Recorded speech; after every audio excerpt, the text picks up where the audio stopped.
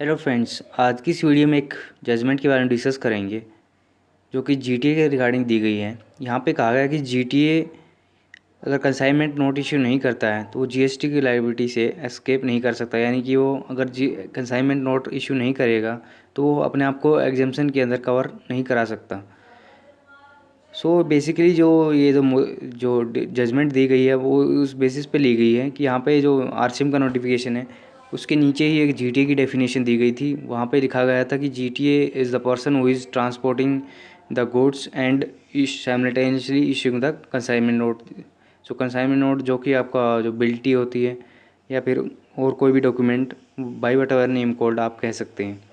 सो इस जजमेंट में यहाँ पे जो केएम ट्रांस लॉजिस्टिक के केस में ली गई है, यहाँ पे appellate authority for advance ruling Rajasthan की जजमेंट दी गई है। इसमें जो केएम ट्रांस लॉजिस्टिक था वो अपनी official website KM trans routine को ऑपरेट कर रहा था और इसमें इस वेबसाइट के थ्रू ये 90% से ज़्यादा कार मेकर्स जो कि बहुत बड़े बड़े कार मेकर्स हैं, मारुति, टोयोटा, हुंडई, महिंद्रा, इन सबको यहाँ पे सर्विसेज रेंडर कर रहा था। और इसके पास 1250 व्हीकल हैं, 35 ब्रांच ऑफिस हैं ऑल ओवर इंडिया और 32 लोडिंग स्टेशंस हैं और 80 सर्विस स्पॉट्स इसके सेंटर्स हैं पूरे ऑल इंडिया में।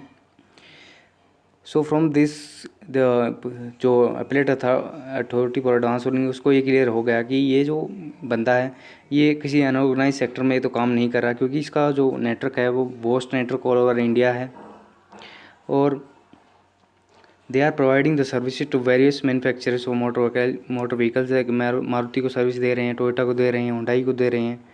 The which involves the transportation of motor vehicles which are carried from the factory to the various cities where authorise dealers are located. यानी कि जो जितने भी इनके मैन्युफैक्चरिंग प्लांट्स हैं वहाँ से ये ट्रांसपोर्टेशन कर रहा है, जितने भी शोरूम्स है या फिर ऑथराइज सेंटर्स हैं वहाँ पे ये जो व्हीकल्स की ट्रांसपोर्टेशन करता है।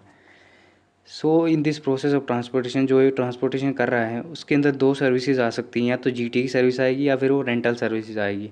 सो हमें बताया गया है दिस प्रोसेस में cover the two types of services either the GTA services और by rental services by transportation of vehicles can be provided. यानी कि ये अगर वो खुद वो व्हीकल को ऑपरेट कर रहा है और वो खुद वो जो गुड्स की केयर है वो खुद कर रहा है तो वो जीटी की सर्विस होंगी यहाँ पे।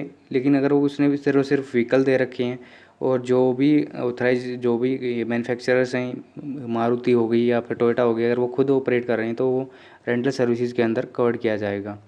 सो यहाँ पे जो भी क्राइटेरिया भी दिया गया है कि अगर जो गिवन सिचुएशन है इस सिचुएशन के अंदर अगर line of goods is transferred and the appellant becomes responsible for the goods till its safe delivery to the consignee, the services will be classifiable as GTA services. यानी कि अगर जो लियन है गुड्स का वो ट्रांसपोर्टर को ट्रांसफ़र किया जाता है और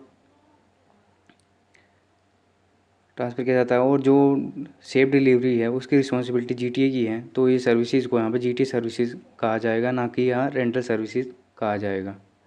The service is classifiable as GTA services and the issuance of consignment note or note issuance does not make any difference. So the nature of activity carried out by them is concerned. So यहाँ पे जो भी ये service दी गई है GT service कही जाएंगी, चाहे वो कंसाइनमेंट नोट इस केस में इशू हुआ हो या नहीं हुआ हो।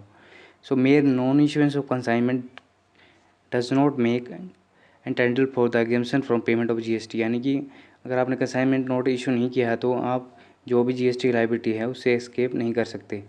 सो however the vehicle are provided to the client on rental for use as per the requirement will be classifiable as rental services for the transport of vehicle.